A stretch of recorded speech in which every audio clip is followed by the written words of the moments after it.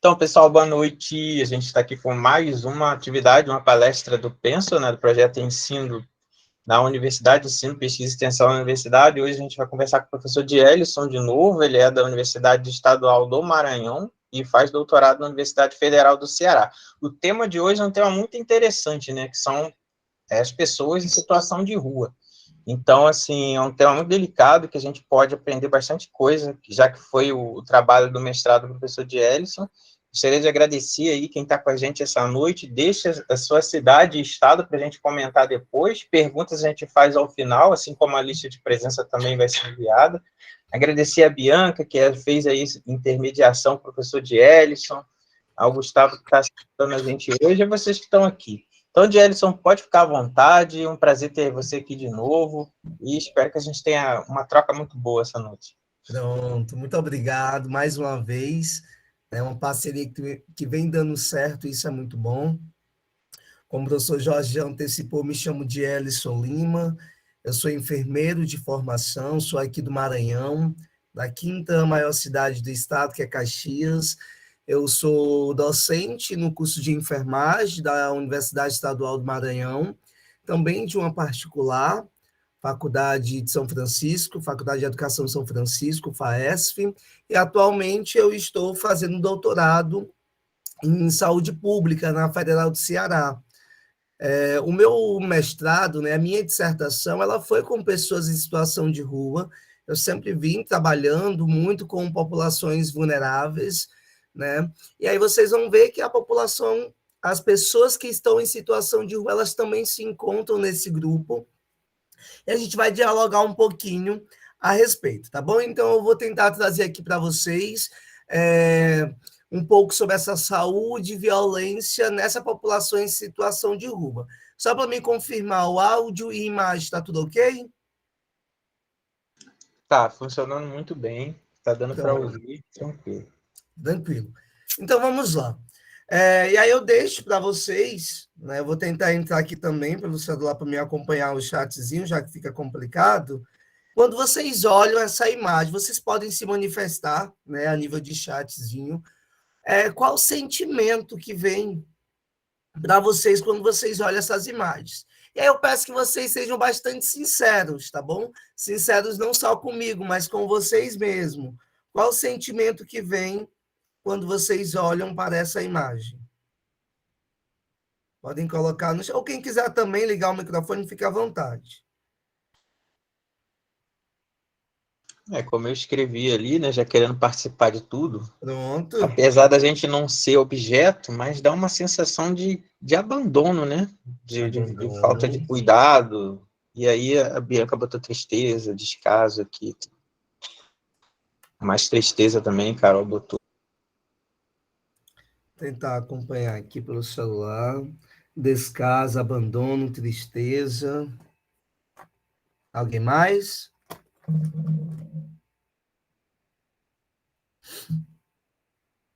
E é isso. Que vocês trouxeram são sentimentos dessa natureza, que talvez de forma inconsciente a gente busque não olhar, mas que está à nossa volta a todo momento, essas pessoas.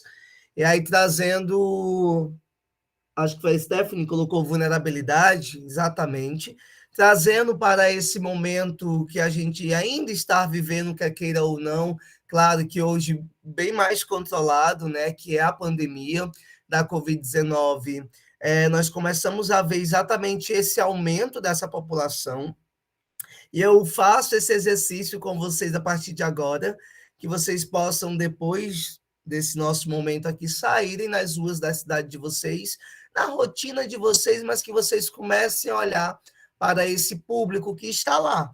Só que a gente, às vezes, acaba evitando olhar, evitando vê-los, né? E acaba colocando eles em uma situação de invisibilidade. Isso não é bacana, porque isso vai gerar diversos conflitos e agravos para esse público. Então, daí a necessidade da gente começar a desenvolver essa consciência que eles existem e que nós, quanto profissionais, ou quem está nesse processo de formação, que daqui a algum tempo vai ser um profissional, e principalmente trazendo para essa perspectiva do lado humano, né? São pessoas, são seres humanos, são cidadãos, que não é porque estão nessa situação que eles deixam de existir, ok? E aí eu quero trazer também de forma bastante rápida, né, essa entrevista com a Neide Vita, que é a poetisa da rua. A rua te acolhe, a rua te ensina a sobreviver. 11 anos. Esse foi o tempo que Neide Vita morou na rua, de sorriso largo e estatura baixa. O bom humor e o brilho no olhar dessa mulher de 52 anos não deixam transparecer o sofrimento que já passou na vida. Com uma infância marcada por abusos e abandono, aos 17 anos e grávida, se viu sem amparo de sua família biológica e adotiva. Para fugir da violência, a adolescente viu a rua como um refúgio. Com uma mochila e uma mala, foi parar na Praça da Sé, centro de São Paulo. Decidiu que a rua seria seu novo lar, e foi. Era o único lugar do mundo em que ela se sentia plenamente aceita. A rua ensina, a rua é mãe, afirma. A droga e o álcool vieram no 5º ano e foram a válvula de escape para aplacar a dor e os dias difíceis. Uma fuga da realidade. Mas foi também na rua que conheceu o real sentido das palavras família e companheirismo. Das adversidades, tirou lições. Eu aprendi que na rua a gente não dorme. Quando dorme, é durante o dia, porque a cidade está em movimento. Ela gostava das praças por ser um lugar no meio das árvores que passa tranquilidade. E foi na Praça da Sé, lugar tão emblemático para ela, que Neide escolheu para fazer a entrevista. Embaixo de uma árvore, o dia era coincidentemente 19 de agosto, dia da luta da população em situação de rua.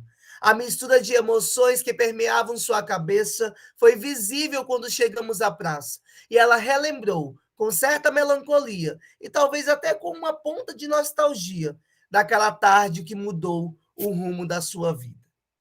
Hoje, no aniversário de 10 anos de saída da situação de rua, ela atua ativamente, defendendo os direitos humanos e a dignidade de pessoas que estão nessa condição. Artesanato, eventos voltados para mulheres e autoestima, camuflados pela marginalização, são algumas. Autoestima, suporte para talentos e incentivo a artistas que estão camuflados pela marginalização, são algumas das ações das quais ela faz parte. Mas, como ela diz, sempre agindo em comunidade, em conjunto. É assim que se pode lutar, quando a união acontece. Essa poetisa da rua encerrou a nossa conversa com uma reflexão da imensidão da rua e da singularidade da história de cada um. No mosaico da vida da população em situação de rua, a minha é só uma peça. Atualmente, Neide é integrante do Comitê Intersetorial da Política Municipal para a População em Situação de Rua da Prefeitura de São Paulo e educadora social no Refeitório Penaforte Mendes, gerido pela Associação Rede Rua. Administra uma página no Facebook denominada Mulher, Amor e Poesia. Neste espaço, ela expressa sua poesia e seus pensamentos.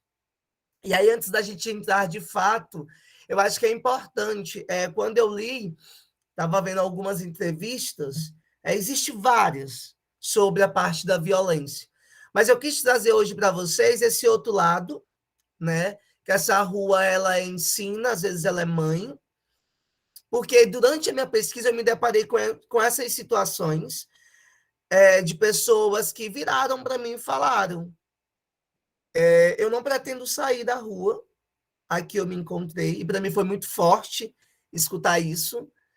E nós, quanto profissionais, a gente precisa saber lidar com tudo isso. Nós precisamos, obviamente, dar qualidade de vida para aquelas pessoas, independentemente delas estarem em situação de rua ou não.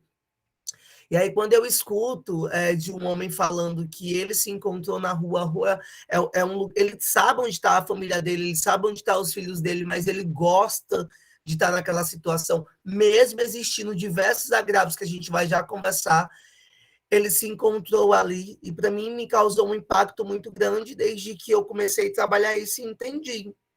Tá tudo bem.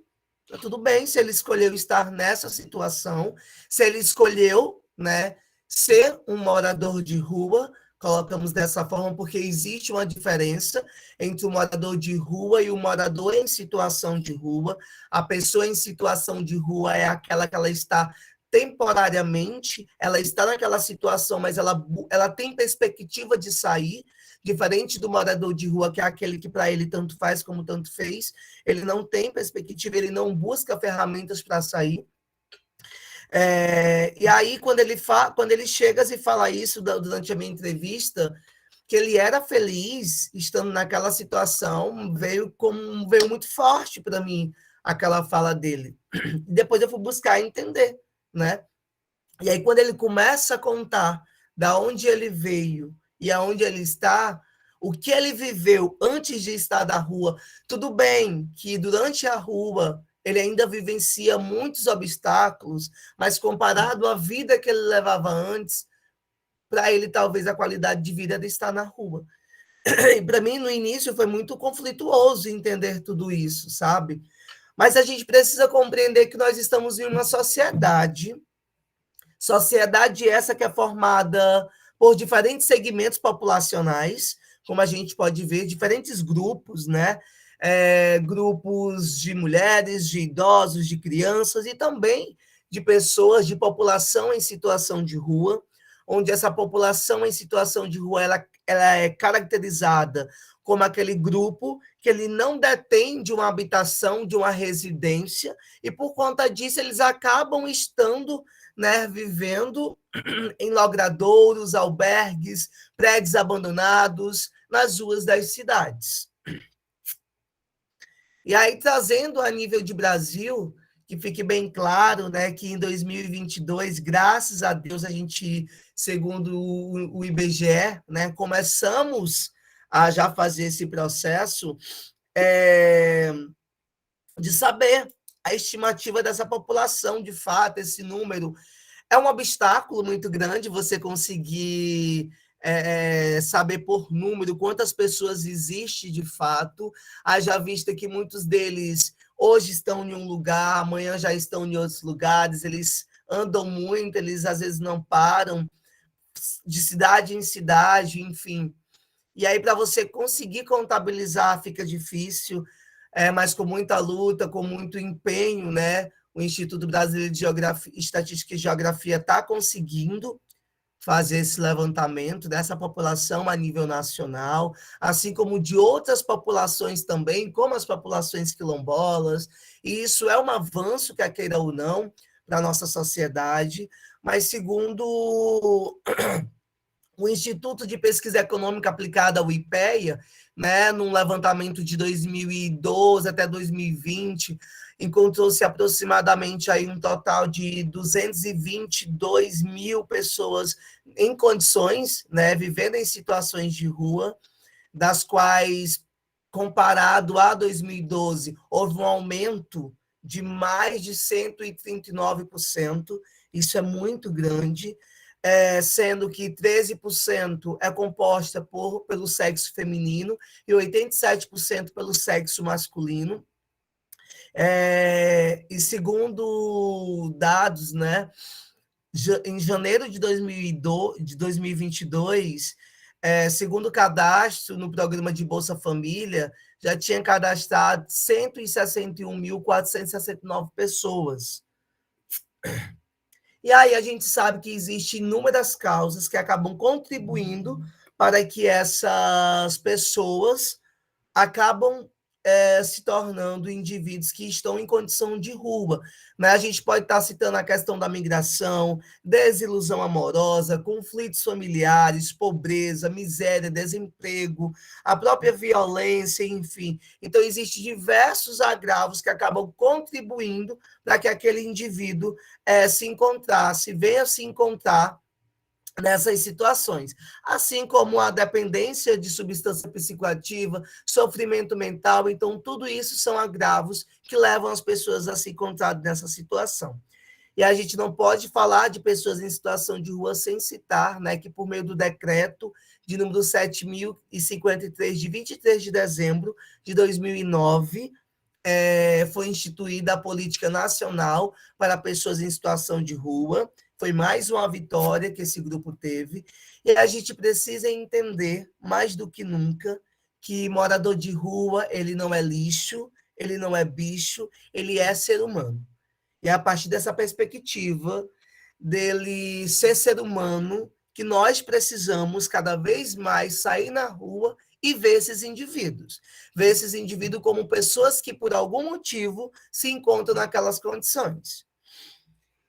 Tenho percebido muitas pessoas em situação de rua com transtorno mental aqui no Rio de Janeiro. Exatamente, é um dos agravos, sabe assim? E aí acaba se tornando, Caroline, um fator muito triste, porque as pessoas acabam fazendo violência, sabe? Diversos tipos de violência com esses indivíduos, chacotas, sabe? Enfim, é muito complicada a situação. Entrando para essa parte da questão da saúde, né? A gente vai ver que o direito fundamental à saúde ele foi instituído no Brasil lá em 88, por meio da promulgação da Constituição Federal. E muito além da ausência de doença, a saúde ela é compreendida como um estado multideterminado que guarda íntima relação com as condições de vida e acesso aos bens públicos e sociais de indivíduos e grupos populacionais de determinada sociedade. E quando a gente trabalha com essa população em situação de rua, a gente vai ver que um direito dele, enquanto cidadão, garantido pela Constituição, não é atendido.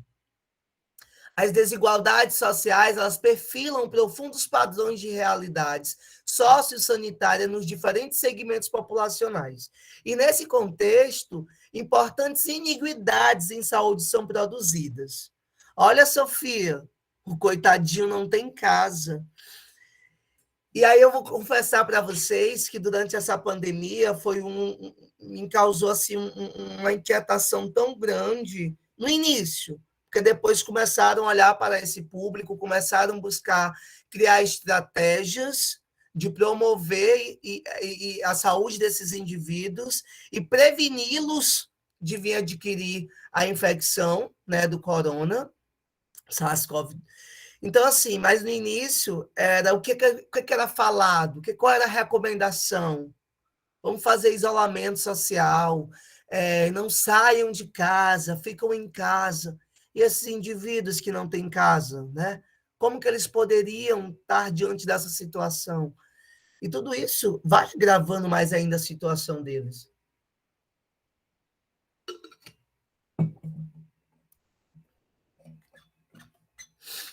A população mais pobre, ela fica à margem, em situação de vulnerabilidade.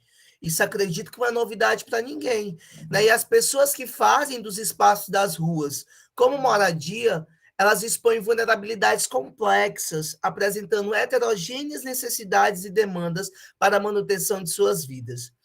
Eu lembro, eu nunca tinha trabalhado com pessoas em situação de rua, já vinha trabalhando com alguns grupos, né, vulneráveis, mas no mestrado, quando eu cheguei, que eu fui trabalhar, a partir da proposta da orientadora, e eu fiquei assim meio receoso, obviamente. Eu estava cheio de estereótipos dessa população, os estigmas que são passados de geração para geração me acompanhavam, obviamente.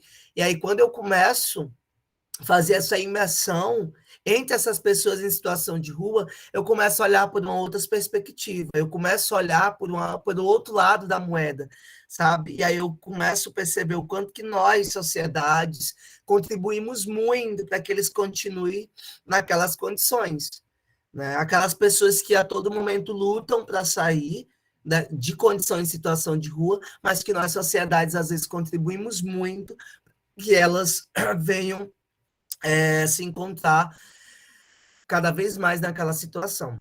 Peço desculpa para vocês um pouquinho a minha voz, a minha sinusite está bem atacada, mas a gente segue aqui, estou meio que dopado, assim, mas vamos lá. E aí, tá dando para ouvir, bebe uma aguinha aí, a gente continua. Pronto. Tá tudo certo. Nesse contexto, gente, necessitam de serviços sociais e de saúde mais adequados às suas peculiaridades, lembrando que é um grupo específico que compõe essa sociedade, então não tem como eu atender essas pessoas da mesma forma, né, que eu atendo a Dona Maria, que tem a sua casa, que tem todo um apoio familiar e que possui, por exemplo, um pé diabético.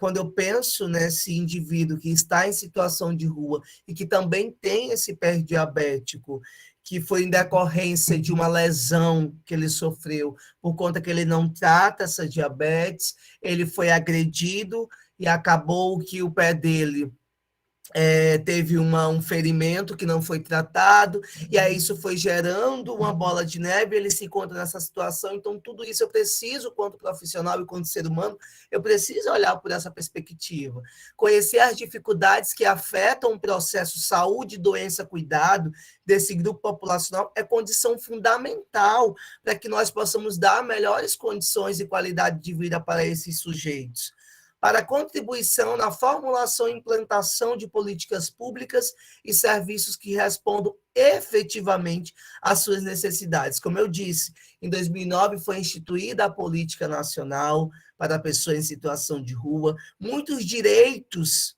que eles têm, na prática, não são efetivados. Então, a gente precisa começar a olhar por esse lado. No contexto de rua, né, muitos acabam envolvendo-se com álcool e outras drogas, estão vulneráveis a doenças crônicas, psiquiátricas e infecto-contagiosas, como afecções de pele, infestações por piolhos, tuberculose e infecções sexualmente transmissíveis. Desculpa. Essa é uma realidade dessa população e que a gente precisa entender melhor, daí a necessidade de espaços como esse, né, da gente estar discutindo, conversando, dialogando, pesquisando, fazendo mesmo esse processo de imersão, para que a gente descubra, encontre de fato esses agravos e assim nós possamos estar desenvolvendo ações políticas que venham atender às necessidades desses indivíduos, né? E aí, esse estudo aqui que foi desenvolvido por Silva et al. Em 2018, Silva e colaboradores, em Salvador, na Bahia, perguntava, foi um estudo qualitativo com 20 pessoas em situação de rua, e perguntava, cuidar da saúde é? E eles tinham que responder. E a partir disso, obviamente, por meio do software Iramutec, que é um software de análise, né, para estudos de abordagem qualitativa, foi feita essa nuvem de palavra, onde observou-se que as palavras que estão em maior destaque, que estão maior, foram aquelas que mais se repetiram, né? E aí a gente vê que médico, prevenir, cuidar de si, higiene, remédio, exame, atividade física, aprender, importante. Então, assim, eles têm uma consciência, obviamente, mesmo que ainda preso muito nesse modelo biomédico, mas eles têm essa consciência. Interessante, né? Suas... Interessante, Gelson, já está atrapalhando, sendo inconveniente, porque como eu dou muita aula disso, aí eu queria só marcar ali que você já falou o que eu ia dizer, mas para a gente perceber que mesmo a pessoa, e dá tempo de você beber água também, mesmo a pessoa, quando está em situação de rua, que ela tem menos conhecimento, o paradigma biológico se repete, né? As pessoas acham que saúde é ter atendimento médico, é ter remédio, é ter higiene e tal. E, na verdade, tem coisas ali importantes também que eles falam, né? Ali, ó, felicidade, cuidar de si. Mas é impressionante como que esse discurso, ele não cai por terra, né? No Brasil, décadas e décadas e continuam as pessoas achando que remédio é saúde, médico é saúde, né? E, na verdade, isso é o contrário. Aí você está doente, né? Então, você teria... E aparece aquelas coisas ali em segundo plano, ó, dormir bem, né, saudável, felicidade, cuidar do corpo, que essas deveriam estar em primeiro plano. Ali aparece amor, Deus, né? Então coisas que envolvem aí o apoio social, laços que tanto essa população de rua pode sentir mais necessidade. Desculpa de atrapalhar. Tudo bem, tranquila. Esse é um espaço mesmo, né? E é isso. Então percebam, gente, a necessidade da gente estar cada vez mais dialogando sobre. E aí a gente precisa ter essa consciência que existe hoje, por exemplo, consultório na rua, existe algumas políticas, né, que algumas ações para atender essa comunidade, mas que o sistema ou o próprio indivíduo, o próprio profissional que está ali na base, trazendo para essa perspectiva dos níveis de saúde, na atenção primária, por exemplo, que é a porta de entrada para o nosso sistema único de saúde, quando chega um indivíduo que não está com a vestimenta em que os profissionais julguem que é adequada, ou que ele exala ali um odor fétido, por conta, obviamente, aí tem uma frase que eu escutei uma vez ele virou assim e falou assim, que ele me chamava de novinho, ele falou, ô novinho, como é que eu vou vestir, como é que eu vou estar limpo? Se eu estou na rua, a rua é suja, é claro que eu vou me sujar. Aí eu falava assim, ó, mas a gente tem, por exemplo, a gente tem os albergues, Os centros, né? Os centros de atenção Vicente, ali, aí o Centro acolhimento. Pop, por exemplo, a gente tem um centro de especial, o centro de referência, né, para essas pessoas em situação de rua, que é o Centro Pop. A gente tem os albergues, por exemplo.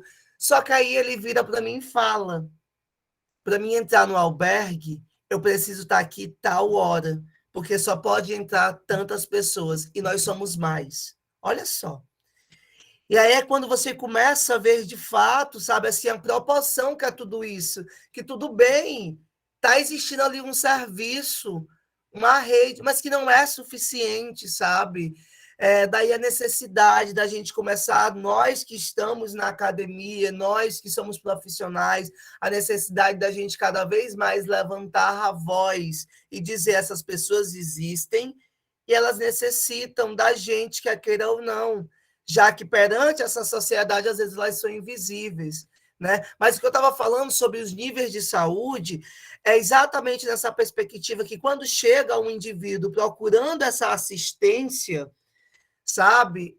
Às vezes os profissionais se negam a dar essa assistência. É porque ele não tem o documento, sabe? É porque ele não está ali com o seu cartão do SUS, enfim, os próprios profissionais começam a colocar inúmeras barreiras, às vezes é algo tão simples, e que talvez se colocasse o lado humano, daria certo para a gente atender. E dentro desse nível da atenção primária, que já diz lá a PENAB, que é para ser resolutiva, a gente deixa passar muita coisa. E quando eles chegam dentro desse serviço para buscar essa saúde que já está defasada, é através do nível da atenção secundária e terciária. É através de alguém que vê aquele indivíduo caído ou sem respirar, liga para um serviço de urgência e emergência, onde vai lá, pega aquela pessoa e coloca. E aí eu aproveito, a minha primeira formação é em técnica em radiologia. E eu lembro como se fosse hoje, sabe assim? E foi muito agoniante, porque assim, eu cheguei para estagiar como técnico em radiologia, fazer um plantão SN, e chegou um cara que estava com fixador, ele já era um idoso, com um odor fétido, as roupas, as vestimentas, assim, bastante sujas, e eu acho que alguém já colocou aqui da questão de transtorno. Ele apresentava transtornos, e ele gritava muito de dor, e esse cara chegou mais ou menos, acredito que umas 9, 10 da noite, e o serviço, que é porta de entrada, né, porta aberta, o serviço ficou jogando para ortopedia, que jogava para não sei quem, que jogava para não sei quem, e esse cara passava 12, 1 hora da manhã, 2 horas da manhã, e ele lá no corredor, e às vezes eu saía, olhava aquela situação, falava com alguém, mais ninguém, e aí até que eu precisei sair do meu setor, que era da radiologia, para dar um de doido, sabe, assim, para gritar mesmo e falar: caramba, já estamos quase 4 da manhã. Eu fiz isso assim na perna. onde tinha os fixadores, saía muita secreção purulenta, com aquele odor fétido. Eu falei, caramba, sabe assim, até que os profissionais foram e atenderam ele. Olha só, para a gente ver a magnitude que é a situação, ou seja, às vezes quando eles procuram um serviço de saúde, é nessas situações, já na atenção secundária, e eles ainda passam por tudo isso, né? O que agrava mais ainda todo esse contexto. E aí, Farai, em junho de 2020, desenvolveu um estudo, né, onde apresentava dificuldades que interferem nessa saúde desses indivíduos. E eles observaram que dificuldades relacionadas às necessidades básicas, como a sede, a fome, banheiros, a higiene pessoal, tudo isso era agravante para esses indivíduos. Dificuldades relacionadas às mudanças climáticas, frio, chuva, sabe assim, pessoas já têm diversos dados, reportagens, entrevistas que mostram pessoas que chegaram a falecer, pessoas que estão em situação de rua que faleceram por conta do frio. Isso é revoltante. Dificuldades psicossociais, né? Preconceito, constrangimento, discriminação, falta de compaixão, dificuldade para frequentar alguns espaços sociais, a violência física e sexual, né? As dificuldades relacionadas ao trabalho, trabalho informal precário, às vezes eles entregam papéis, folhetos, eles olham motos, né? E aí eu lembro desse que falou, que me chamava de menino, que inclusive eu encontrei ele outro dia na minha cidade. A minha pesquisa ela foi desenvolvida na capital do Piauí, em Teresina, fica mais ou menos 1 hora do Piauí, da capital Teresina, para Caxias. E aí, como eu disse, eles andam muito, né? E eu encontrei esse rapaz que me marcou muito. Ele era muito jovem, ele só tinha 18 anos. E aí eu encontrei ele em Caxias, né? E ele me reconheceu. Eu estava num evento e ele me reconheceu. O evento que eu falo é festa, viu, gente? E aí ele me reconheceu. E aí, eu lembro que no tempo que ele falava, a gente fica muito sujo, porque a rua é suja e tudo mais. Eu falei, mas tem aqui o albergue. Rapaz, ele era muito inteligente, esse menino. E aí ele falava assim, mas quando eu saio do meu serviço, já não tenho mais como eu entrar, porque os meus colegas chegaram primeiro, né? Que a minha pesquisa foi desenvolvida tanto no Centro Pop quanto no albergue Casa do Caminho, que é o nome do albergue que tem em Teresina para pessoas em situação de rua. E ele era franelinha, né? Que fala, que guarda ali os carros, fica vigiando. Era mais ou menos esse processo. Dificuldades relacionadas ao trabalho, já pontuei, e dificuldades com a saúde, né? Vivência na rua com doenças crônicas estigmatizadas, medo de passar mal. Acho que alguém está falando aqui no chat, deixa eu só olhar. Foi o Francisco, de Piripiri, ele só perguntou o digitar local nome. aí. Oi, O Francisco. Local. É o nome de quê?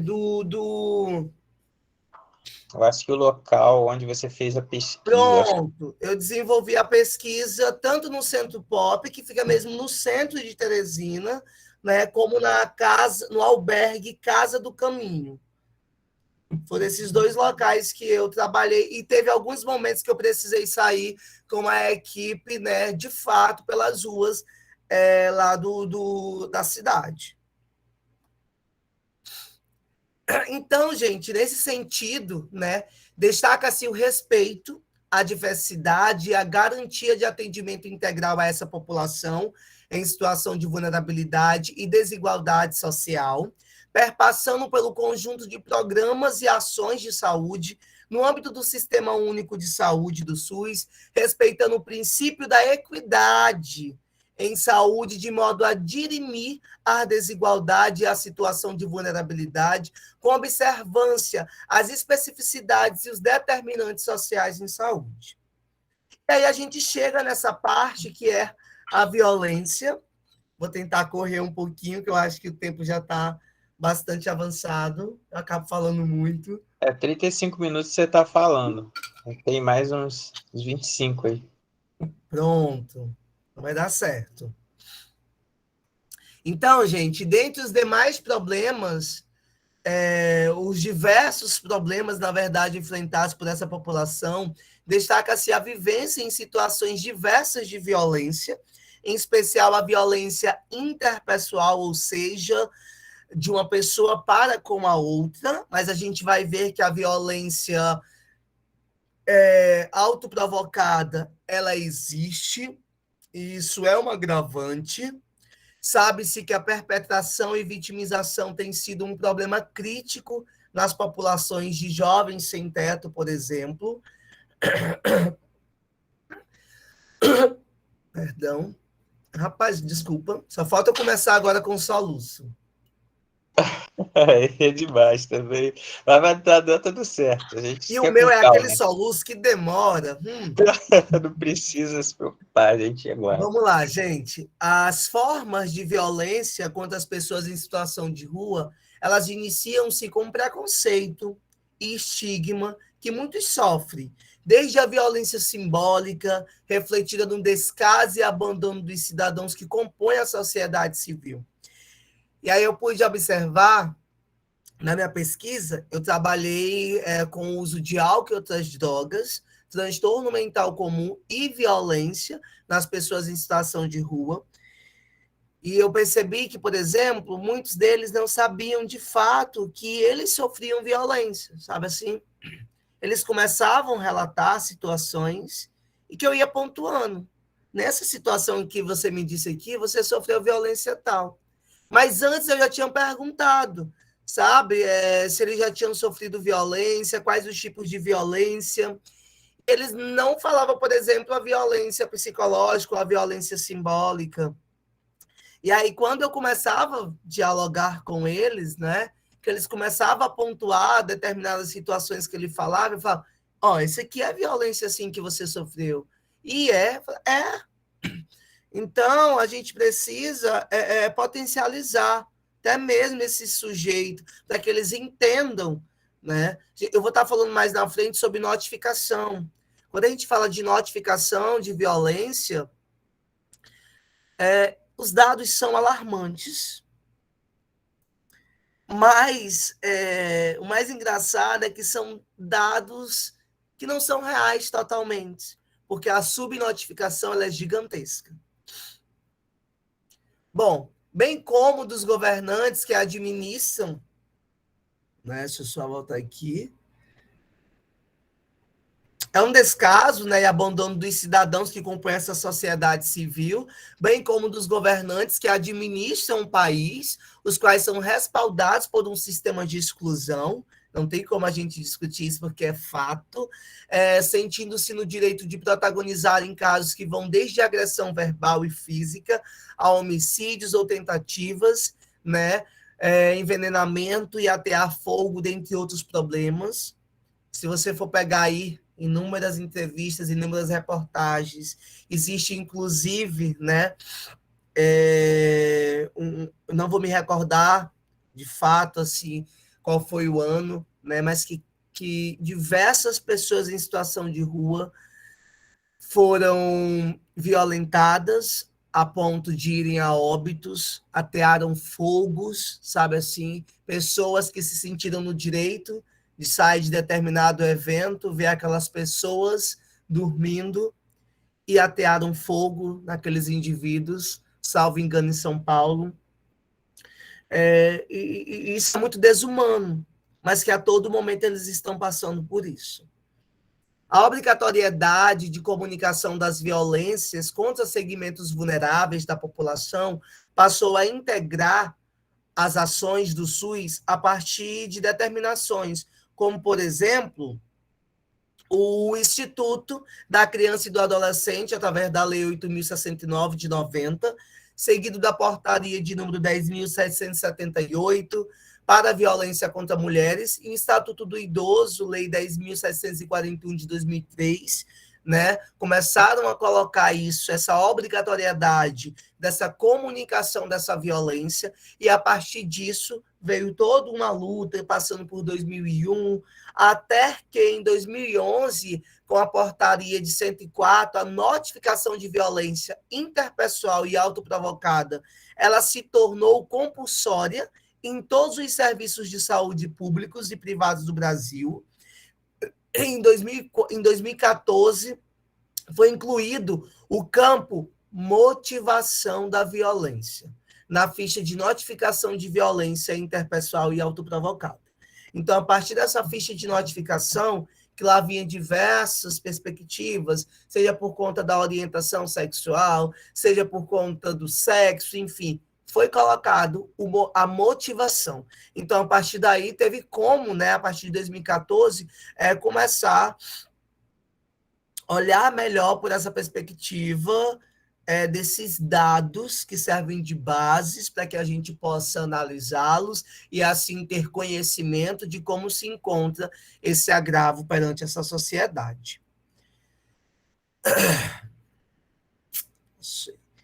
Bom, e aí eu vou trazer alguns dados a partir de agora para vocês, né? Através do boletim epidemiológico, o volume 53.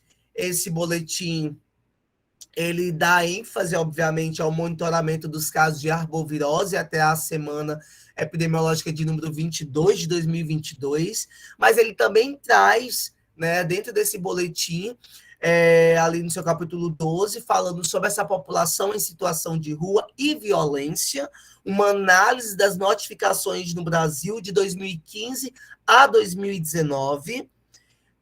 O boletim que foi publicado, eu acho que em 2019, ele trabalhava de 2015 a 2017, esse aqui ele é o mais atual, tá bom? E ele fornece, conforme coleta de dados realizados entre os anos de 2015 e 2019, o Brasil ele registrou 1.534.378 casos de violência interpessoal, doméstica e extrafamiliar e autoprovocada, ideação suicida, autoagressões, tentativas de suicídio e suicídios, dos quais 2%, ou seja, 31.239 deles são ocasionados pela situação de rua.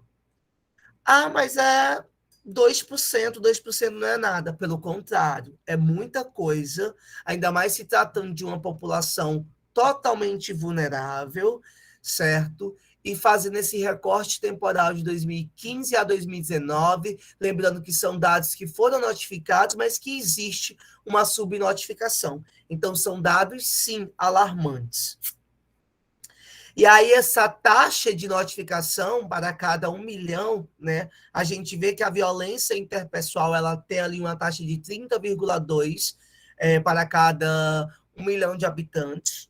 Isso é muito grave, levando-se em consideração essa taxa de notificação de violência motivada por situação de rua da vítima, e considerando as notificações de violência autoprovocada, a maior parte das vítimas está, se a gente for caracterizar, né, o perfil desses indivíduos, com a faixa etária de 20 a 39 anos, do sexo masculino, da raça cor negra, com orientação sexual heterossexual, e a identidade de gênero foi ignorado, né, esse campo. E a observação, 29 gestantes provocaram essa autoagressão, essa autoviolência. Trazendo na perspectiva dessa violência interpessoal, a maior parte das vítimas estava na faixa etária de 20 a 39 anos, né? Mas chama-se a atenção também para o percentual de vítimas com idade de 10 a 19 anos. O sexo feminino foi o que se sobressaiu na violência interpessoal, ou seja, quando o indivíduo agride uma outra pessoa, e a gente vai perceber, eu fiz uma revisão integrativa sobre fatores, né, que podem desencadear, que estão associados à violência em pessoas em situação de rua, e a gente vai ver que ser do sexo feminino, né, é um dos fatores. E aqui nesse boletim a gente constata exatamente isso, que quando a violência se trata interpessoal, o sexo feminino é o que se sobressai. Rosa et al., em 2018, num estudo desenvolvido em Minas Gerais, em São Paulo, colocou, sabe o quê? Que as mulheres, elas tinham medo de dormir à noite por conta que elas eram agredidas normalmente à noite. E aquelas mulheres que não conseguiam dormir em algum albergue ou em algum sistema desse, né, algum serviço social desse, elas tinham 3 vezes mais chances de serem agredidas, violentadas. Né? A raça cor negra foi a que sobressaiu, com orientação sexual, heterossexual, e a observação, 604 gestantes se encontravam quando foram violentadas. E em grande parte dos casos, essa violência física, que foi a predominante, né? Neste contexto, a violência ela foi provocada por desconhecidos e em vias públicas. Ou seja, aqueles indivíduos que não conseguem passar a noite em algum albergue, por exemplo, as chances deles virem ser violentados aumenta bem mais. E aqui foi alguns dados que eu estou apontando para vocês, né, sobre uma das categorias desse artigo que eu fiz, sobre esses fatores associados à violência sofrida por pessoas em situação de rua. A gente constatou que nessa revisão integrativa o sexo feminino foi o que se destacou, transtornos psiquiátricos, uso de substância psicoativa, dormir ao ar livre, incapacidade física de se defender, idade mais jovem, prostituição, maior duração do estado em situação de rua, vitimização anterior, orientação sexual, tráfico de drogas e limitações na saúde. Tudo isso são fatores que acabam contribuindo para que aquele indivíduo que está em situação de rua, ele possa vir ser violentado, tá bom? Então, o Ministério da Saúde, ele entende que as formas de violência, elas são variadas, e a dificuldade da identificação de casos pode ser um obstáculo no estudo dessa questão, que classifica como um problema que engloba a saúde pública. Então, é um problema que a gente precisa se ater cada vez mais, olhar por esses indivíduos, não só olhar, mas levantar a voz, dizer que essas populações existem, que necessitam, de fato, de ações e estratégias que vão surtir efeitos, que vão ser efetivas dentro desse processo saúde, doença, cuidado dos sujeitos que se encontram em situação de rua. Tá bom? Então, é isso que eu tinha para dialogar nesse primeiro momento com vocês. E meu muito obrigado. Gelson, meu Deus, parabéns, hein? Obrigado. Uma mega apresentação. Tipo, eu gostei muito. Eu pegando minha colinha aqui para poder falar algumas coisas que são importantes, né? Que o Gelson falou, só para fazer um sumário e deixar ele beber água ali. Se vocês tiverem perguntas, colocar aí no chat. E o que chama atenção é que, assim, a gente, como professor de políticas públicas e também o Gelson se formando nessa área, fazendo mestrado e doutorado, a gente percebe que as políticas públicas, elas surgem para diminuir essas iniquidades, né, que essa população sofre por preconceitos e tudo mais. Então, o que a gente fica pensando, assim, em relação ao como que as coisas que a gente vê, né, do SUS e de todo o processo para atender a população, para diminuir as iniquidades através das políticas, a gente percebe que isso não é muito efetivado na prática, talvez por falta de profissional, né, por falta de infraestrutura e também pelo preconceito, né, que o Gelson coloca. Então, a gente fica pensando assim, cadê a universalidade, né, a equidade, a integralidade, principalmente quando ele fala, né, do caso da resolução do problema. Então, chega, né, um paciente lá que tem um problema, né, muito grave na perna, e a resolutividade, né, praticamente não existe. As agressões, né, que é uma vulnerabilidade, né, e eu achei muito interessante, não sei se vocês prestaram atenção também, na diferença de quem mora na rua porque quer e a pessoa em situação de rua, né, eu acho que isso é uma coisa que foi muito interessante a gente lembrar. Só fazendo um adendozinho, meio acaba talvez, né, por a gente estar pesquisando, estudando, é muito comum para as pessoas que não é do meio, né, eles falarem, moradores de rua, né, moradores de rua. Eu acho que a gente precisa cada vez mais dialogar sobre, né, são pessoas que se encontram em situação de rua, como o próprio nome já diz, é uma situação. E na minha pesquisa, eu vi que mais de 70% das pessoas que estão em situação de rua, elas desenvolviam algum tipo de trabalho, sabe assim? Ou seja, elas tinham uma perspectiva, elas trabalhavam não só, obviamente, para se automanter ali, ou até mesmo para alimentar o vício, que é a questão da substância psicoativa, é um dos fatores assim primordiais para levar esse indivíduo para estar naquela situação e principalmente para fazer com que ele continue naquela situação. Daí a necessidade da gente se ater a isso, sabe? E eles usam exatamente como válvula de escape. Eles acreditam que quando eles usam a substância, eles criam um mundo paralelo à realidade que eles estão vivendo. Foge da realidade, né? Acabam sofrendo menos. E eles acabam também utilizando a substância psicoativa a fim de se manterem mais ativos, acordados, por exemplo, durante a noite, para que eles não venham ser agredidos. Porque caso eles estejam dormindo, a chance de alguém vir agredir é muito grande. Então, eles usam a substância para ficar mais acordado, para se autoproteger, se autodefender.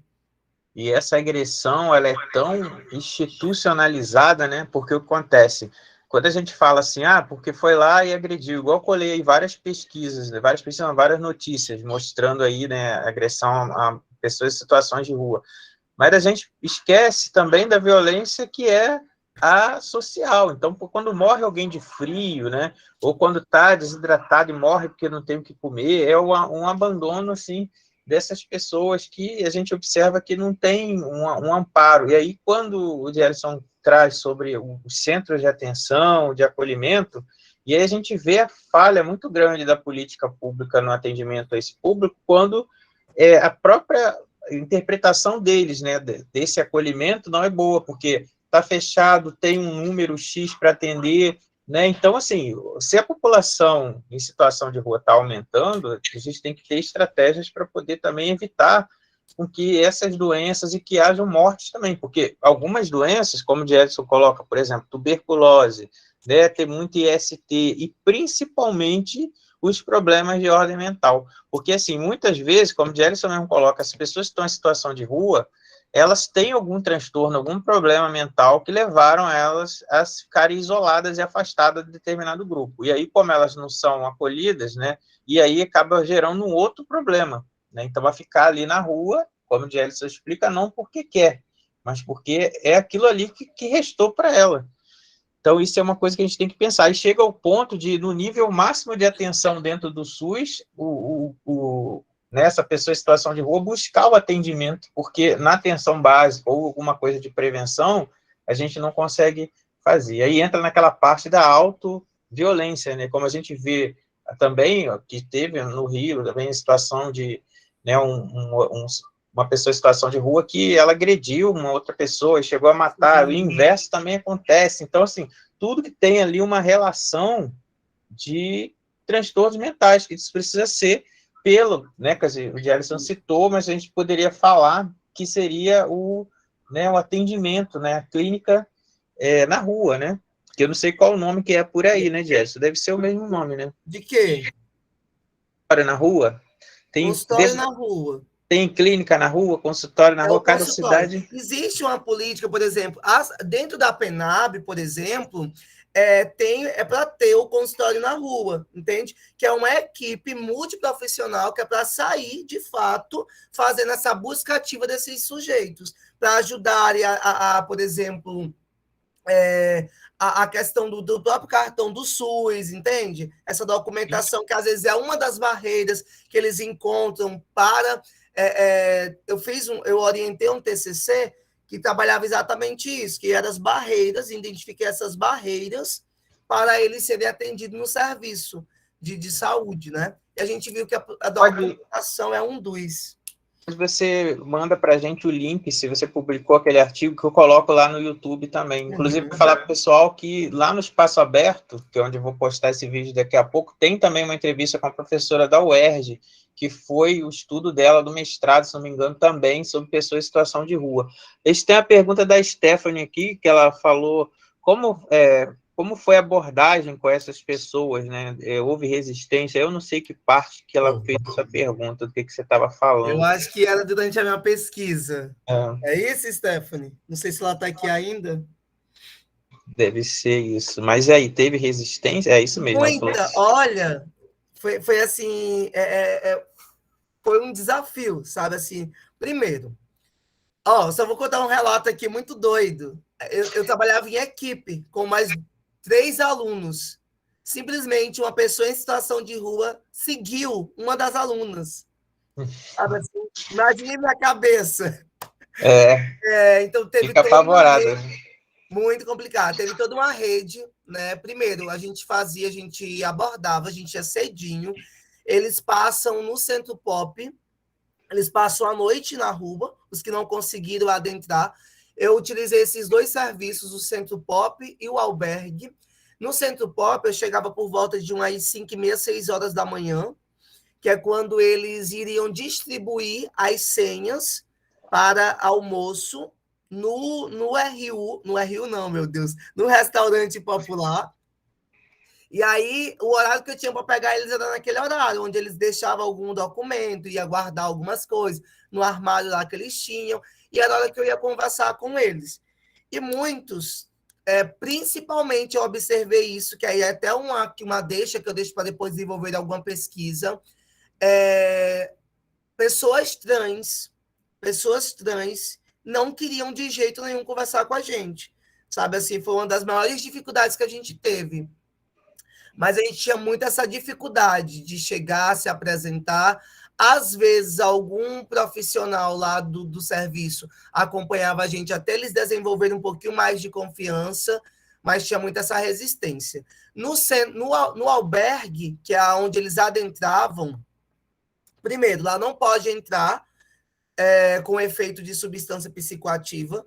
Então, se eles chegarem lá por volta de 5h30, 6 horas, eles vão lá dentro, eles jantam, eles têm um lanche antes de dormir, e eles têm um café da manhã, eles podem lavar as roupas deles, e aí eles saem novamente para as ruas. E aí é por ficha, não tem ficha o suficiente para todo mundo. E aí lá dentro do albergue, já foi um pouquinho mais tranquilo, porque a gente sempre estava aproveitando a roda de diálogo do psicólogo, da psicopedagoga, enfim. A gente sempre aproveitava ali para estar dialogando com eles. Mas teve por exemplo... foi tanta aventura, dava um livro, assim. Mas é importante ter essas rodas de conversa e acolhimento, que aí as pessoas se sentem mais acolhidas, né? Menos abandonadas, como mostra essa enquete, né, que você fez no início aí, que traz para a gente. Uma outra coisa que chama atenção, os dados epidemiológicos, né? Como a gente fala sempre de causas externas de mortes dos jovens, trabalho muito com jovens e adolescentes também, e você vê, tudo se repete nos dados que você trouxe. Jovens, sexo masculino, cor da pele negra, e aí o que chamou atenção também, toda essa automutilação, né, se autoferir de gestantes também, né? Sim. 29 gestantes, assim, bastante coisa. Até colei aqui uma notícia também falando que o número de suicídio aumentou entre encarcerados e pessoas em situação de rua. Mas vamos lá. Para mim constatar que, de fato, ali é um óbito em decorrência, né, de uma lesão autoprovocada, eu preciso fazer todo um inquérito, preciso investigar, preciso para, de fato, eu colocar. Então, esses dados, eles chamam muita atenção, porque são dados que já foram comprovados, obviamente, e aí a gente joga para aqueles que estão subnotificados, e a gente ainda tem mais um agravante. É mais um morador de rua, não vou investigar isso, não. E às vezes, Gelson, nem chega a ser atendido, né? Porque, assim, não é nem chegar a ser subnotificado, nem foi atendido, né? Às vezes, a pessoa não chegou a ser atendida, já foi Vamos supor, a pessoa comete suicídio, ou às vezes teve uma overdose, né, de alguma droga, e dali vai direto e não passa por... Cadê, né, os parentes, cadê o atendimento, a prevenção, a clínica, o hospital, o consultório na rua? Então, assim, aquela rede foi igual da outra palestra que você deu. E aí perguntaram, onde essa pessoa é atendida? Aqui é a mesma coisa, ela está integrada na rede. Então, essa rede tem toda a atenção de saúde, desde a atenção básica até a alta complexidade. A questão é, não há um segmento da política pública de forma adequada, não há um preparo dos profissionais, não há uma infraestrutura adequada. Então, a gente tem que criar uma frente de atendimento, que seria algo mais da integralidade, que seria, né, o que já acontece com essa clínica na rua, mas que tem que intensificar, porque se aumenta o número, né, de pessoas em situação de rua, tem que aumentar também o atendimento e o oferecimento de apoio, né, para essas pessoas. Hoje, e assim, eu acho que os pesquisadores, né, a gente precisa cada vez mais olhar por esses grupos vulneráveis, sabe, para de fato a gente conseguir desenvolver ações que vão ser efetivas. E aí, foi uma aluna minha, né? Eu fui preceptor dela, nas práticas dela. Ela está agora na fase de TCC, e aí ela já tem a orientadora dela, mas ela é muito da igreja, de desenvolver ações com pessoas em situação de rua, de levar alimentos, vestimentas, enfim, de fazer campanha. E ela quer desenvolver o trabalho dela com pessoas em situação de rua. E aí ela veio dialogar comigo, né? E hoje ela veio com a notícia que a orientadora dela disse que não quer que ela trabalhe com isso, porque aqui em Caxias não tem serviço para isso, sendo que eu sei que tem, né? O Centro Pop que a gente tem, eu sei que tem ferramentas para... Isso me causou uma frustração tão grande, sabe? Vindo de um professor, vindo de alguém, sendo que é um desejo de uma aluna, diante da sua vivência. É uma coisa que a gente não pode fazer, né, Jess? Cortar a vontade do aluno de querer fazer alguma coisa. Ah, assim, para mim, assim, quando ela falou, quando ela mandou o áudio, aí eu fiquei, caramba. Aí ela fala assim, eu vou voltar mesmo para a parte da saúde da mulher na maternidade, que é onde a professora atua, né? Então, assim, eu fiquei muito triste mesmo. Então é isso, Jefferson. Olha, eu queria te agradecer e a quem ficou aqui até o fim, né, que a gente está encerrando agora, agradecer todo mundo que ficou até agora, o Gustavo que ajudou a gente aí, a Bianca, o Iago, a Rebeca, o Miguel que entrou, a Ana também, aí o Liude, Tágila, Brenda, e é Vi isso, alguns gente. alunos, fiquei feliz. Ó, os alunos aparecendo aí. Então é isso, gente. Daqui a pouco vai estar lá no canal, né, no Ciência e Saúde no Espaço Aberto. Espero que vocês tenham gostado. E até o nosso próximo encontro. A gente vai marcando essa fotinha, pode ser? Pode ser, antes que o pessoal fuja. Eu já fiz a minha aqui também, vou te mandar. Pronto.